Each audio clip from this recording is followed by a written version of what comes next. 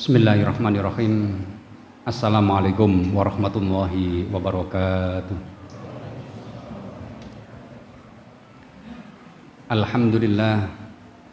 Alhamdulillahilladzi qad a'tana nikmatan katsiratan wa hidayatan wa sihhatan hatta nastati'a nastami'a fi hadzal makan. Sholatan wa salaman ala nabiyyina Muhammad sallallahu alaihi wasallam alladzi qad hamalan nas min tariqil jahiliyah ila tariqil islamiyah. Wa qala Allah ta'ala fil Qur'anil Aziz, a'udzu billahi minasyaitonir rajim. Bismillahirrahmanirrahim.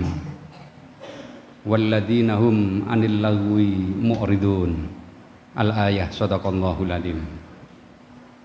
Para hadirin jamaah salat Isya, salat qiyamul lail yang dimuliakan oleh Allah Subhanahu wa taala. Tiada untayan kata yang terindah di malam hari ini melainkan ungkapan syukur kita kehadirat Allah Subhanahu wa taala atas segala limpahan rahmat dan karunia-Nya, sehingga di malam hari ini kita dapat hadir di majelis yang mulia ini dalam rangka beribadah kepada Allah Subhanahu wa taala. Tentunya kita semuanya berharap semoga apa yang kita lakukan, segala rukuk dan sujud kita, segala ibadah kita dan seluruh pengabdian kita ini, khususnya di bulan Ramadan ini, benar-benar mendapatkan maunah dan diterima oleh Allah Subhanahu wa taala. Amin, Allahumma amin. Para bapak, ibu, hadirin dan hadirat yang dimuliakan oleh Allah, kita sadari hari demi hari telah berlalu, bulan demi bulan telah berjalan begitu cepat, tak terasa kita sekarang sudah berada di hari yang ketiga di bulan Ramadan ini. Bapak Ibu sekalian, telah kita ketahui bersama bahwa bulan Ramadan ini adalah merupakan bulan yang penuh berkah. Bulan Ramadan adalah bulan yang penuh kenikmatan dari Allah. Di antara kenikmatan dan keberkahan yang diberikan oleh Allah, minimal ada 4. Yang pertama yang diberikan oleh Allah kepada kita yang mengikuti bulan Ramadan ini, di antaranya adalah yang pertama, kita diberikan oleh Allah pahala yang besar, pahala yang banyak. Kata Allah di dalam hadis qudsinya, wa ana ajzibih, dan sayalah yang memberikan pahala kepada orang yang berpuasa Ramadan tidak dihitung sama sekali, sebanyak-banyaknya. Kalau di luar bulan Ramadan kita melakukan ibadah dihitung oleh Allah Subhanahu wa taala. Satu contoh misalnya, para hadirin, kita membaca Al-Qur'an di luar bulan Ramadan, satu huruf dihitung kebaikannya oleh Allah 10 kebaikan, 2 huruf dihitung oleh Allah 20 kebaikan. Namun di bulan Ramadan ini tidak dihitung oleh Allah Subhanahu wa taala dengan pahala yang sebanyak-banyaknya. Kemuliaan bulan Ramadan yang kedua, Bapak Ibu sekalian, adalah kita diberikan ampunan dari Allah, diberikan maghfirah dari Allah, di mana dalam hidup dan kehidupan kita selama sekian puluh tahun hidup di dunia ini tentunya banyak dosa dan kesalahan, baik sengaja maupun tidak. Nah, bulan Ramadan ini adalah merupakan sebuah bulan pemutihan kalau dalam bahasa negara. Kalau dalam bahasa kendaraan bermotor itu adalah sekarang ini adalah Allah memberikan pemutihan kepada kita, di mana dosa dan kesalahannya kita pernah menunggak, pernah melakukan, diputihkan oleh Allah di bulan Ramadan ini. Oleh karena itu mari kita raih ampunan Allah dengan beribadah dengan sebenar-benarnya. Di bulan Ramadan ini juga, Bapak Ibu sekalian, kita yang beribadah dengan sungguh-sungguh akan mendapatkan malam yang lebih mulia dibanding orang beribadah 1000 bulan. Lailatul Qadri khairum min alfi syahrin. Kemudian yang keempat atau yang terakhir, Bapak Ibu sekalian, di bulan Ramadan ini Allah berikan kepada kita kemuliaan, yaitu manusia yang beribadah kepada Allah dengan sebaik-baiknya di bulan Ramadan ini akan dibebaskan dari Allah dari api neraka, atau istilahnya dalam bahasa hadis Nabi, itkum minan nar, dibebaskan dari api neraka. 4 hal inilah, para hadirin yang dimuliakan oleh Allah, yang patut menjadikan sebuah renungan dalam kehidupan kita di setiap bulan Ramadan ini.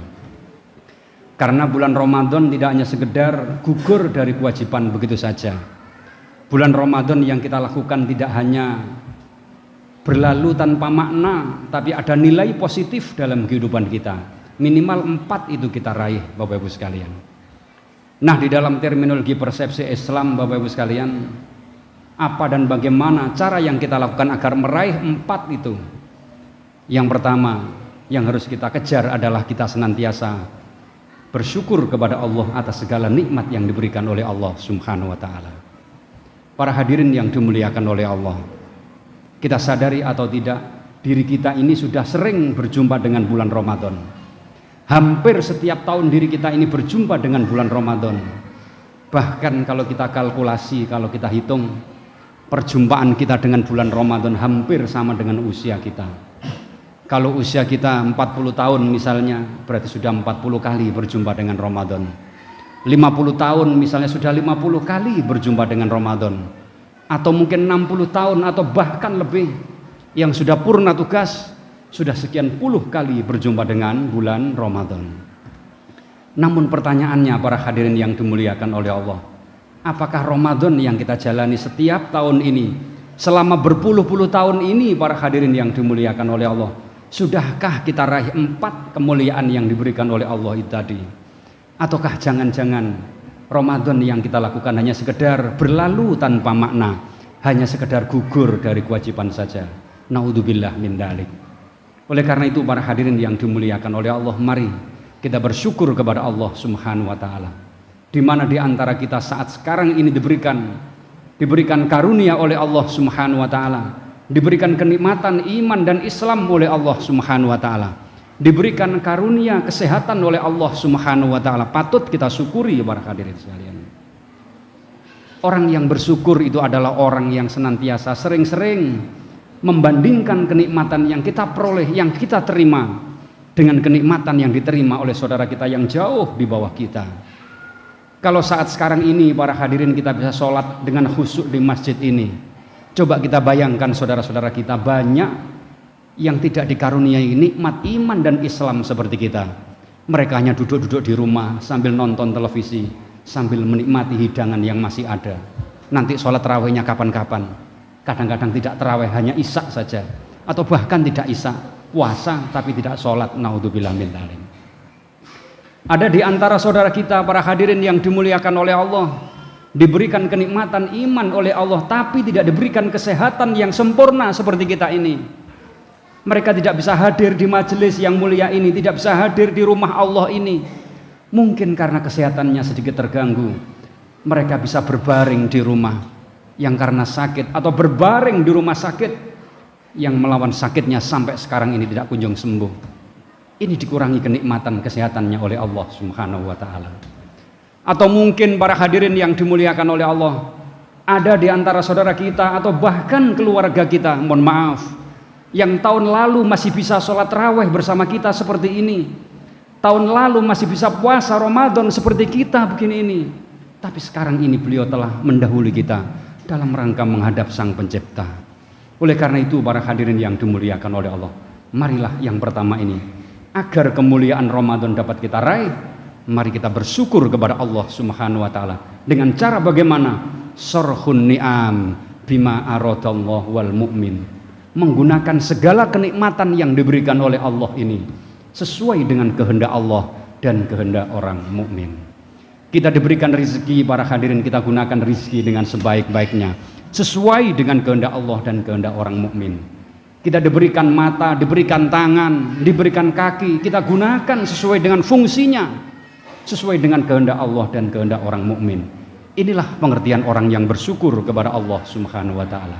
Mudah-mudahan kita semua yang hadir pada kesempatan ini ditakdirkan oleh Allah menjadi hambanya yang pandai bersyukur. Amin, Allahumma amin.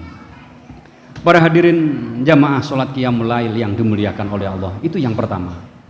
Yang kedua para hadirin yang dimuliakan oleh Allah, mari agar kita bisa meraih 4 hal ini, mari kita lakukan setiap aktivitas kita di bulan Ramadan ini, setiap amalan kita di bulan Ramadan dan kebaikan kita di bulan Ramadan, termasuk ibadah kita seperti ini. Mari kita ikhlas karena Allah Subhanahu wa taala. Karena apapun kebaikan yang kita lakukan, baik hubungannya dengan muamalah sesama manusia maupun hubungannya dengan Allah Subhanahu wa taala yang disebut ibadah itu, nol, tidak ada harganya, tidak ada nilainya. manakala tidak dilandasi dengan nilai ikhlas kepada Allah Subhanahu wa Ta'ala. Para hadirin yang dimuliakan oleh Allah, cirinya orang ikhlas itu gampang. Pada forum seperti ini, misalnya kalau ada orang imam yang ngimami di sini, kok bacaannya panjang sekali, saman rasani, itu berarti sholat saman tidak ikhlas. Sembayang kok dawane ngono, kapok gak sembayang Al-Mahdi aku. Wah, itu berarti gak ikhlas. Atau sholatnya cepet, Allahu Akbar, amin, amin, Allahu Akbar, cepet. Sembayang kok setan. Loh, imam diarani setan. Wong sing ngarane ngene iki gak ikhlas. Termasuk saya berdiri di sini, Bapak Ibu sekalian, engko nek ana sing ngrasani, wah berarti gak ikhlas. Pak Hakim nek ceramah ngalor gak, ngidul gak, ngetan gak, ngulon gak, wah berarti gak ikhlas. Nek ana wong sing ikhlas, bah sembayange suwe, bah diluk, sama ikuti saja dengan khusyuk dan tumakninah, iku jenenge wong ikhlas. Nek ana wong kultum kayak seperti ini, bah enak, bah gak enak, sama rungono tok, iku jenenge ikhlas, Bapak Ibu sekalian. Makanya kunci yang kedua ini, di samping syukur atas nikmat Allah, segala ibadah kita akan ikhlas. Karena pada zaman Rasulullah SAW pernah melakukan khutbah Jum'ah Rasulullah, dan di antara khutbah Jum'ahnya menerangkan tentang ikhlas pada sebuah hadis para hadir yang sangat panjang sekali. Hadis intinya riwayat Imam Bukhari dan Muslim. Dijelaskan di dalam hadis itu, suatu saat nanti di akhirat kelak, di hari kiamat, orang yang pertama kali dihisab oleh Allah Subhanahu wa Ta'ala, yang pertama kali didatangkan oleh Allah adalah orang yang tidak ikhlas. Yang pertama, orang yang mati karena perang di jalan Allah, dipanggil oleh Allah Subhanahu wa Ta'ala, kamu sini, kata Allah. Ketika kamu di dunia, berapa tahun kamu hidup di dunia? 60 tahun ya Allah. Terakhir kamu mati karena apa? Apa karena sakit, apa karena kecelakaan, atau karena apa? Mohon maaf ya Allah, jawab orang tadi itu, saya mati karena berjuang di jalanmu ya Allah. Apa kata Allah? Bohong kamu. Kamu dulu ketika perang di dunia tidak ikhlas. Kamu ingin disebut sebagai orang pahlawan yang punya jasa besar di dunia. Masuklah kamu ke dalam neraka. Orang yang berjihad di jalan Allah, gara-gara keliru niate, tidak ikhlas di dalam perangnya, tidak bisa menghantarkan kita masuk surga, tapi terpuruk dia masuk ke dalam neraka. Naudzubillah min dzalik. Gara-gara kurang ikhlas.